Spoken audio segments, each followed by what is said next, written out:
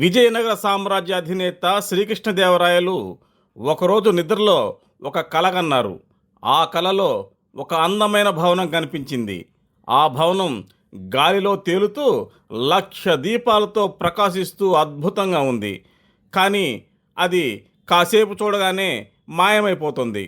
ఆ భవనాన్ని తన కలలో చూసిన రాయలవారు దాన్ని మర్చిపోలేకపోయారు. ఆ రోజు సభలో తన కల గురించి అందరికీ చెప్పారు.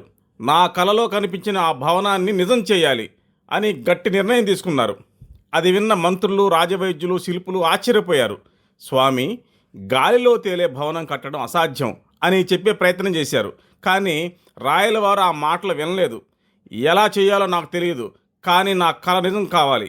అలాంటి భవనం కట్టిన వారికి 1,00,000 వరహాల బహుమానం, లేకపోతే మీరెవరూ నాకు కనిపించొద్దు అని హెచ్చరించారు.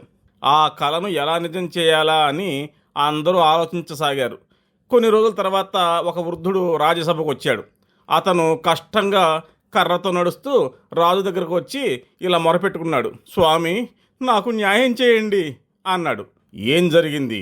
నువ్వు భయపడకుండా చెప్పు, నేను నీకు న్యాయం చేస్తాను అని రాయలవారు అన్నారు. నా దగ్గర 100 బంగారు నాణేలు ఉన్నాయి, కానీ ఒక వ్యక్తి అవి దొంగిలించాడు.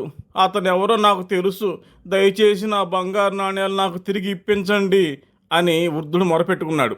రాయలవారు ఆశ్చర్యపోతూ, ఆ దొంగ ఎవరు అని అడిగారు. వృద్ధుడు తడబడుతూ, స్వామి, అవి దొంగిలించింది మీరే అన్నాడు. రాయలవారు కోపంతో, ఏం మాట్లాడుతున్నావు? నేనెప్పుడు అలా చేయను అన్నారు. నిన్న రాత్రి మీరు నా కల్లోకి వచ్చి నా బంగారు నాణేలు తీసుకున్నారు, అవి నాకు తిరిగి ఇప్పించండి అని కన్నీరు పెట్టుకుంటూ అన్నాడు ఆ వృద్ధుడు. రాయలవారు ఆశ్చర్యపోయాడు. కలలో జరిగింది నిజం అవుతుందా అని కోపంగా ప్రశ్నించారు.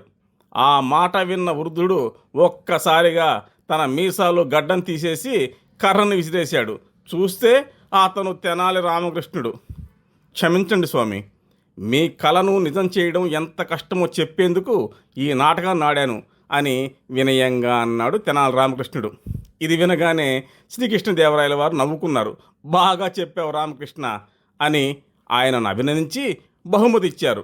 తన కలలో కనిపించే తరహా భవనాన్ని కట్టించాలన్న ఆలోచనను అప్పటితో కట్టిపెట్టేశారు.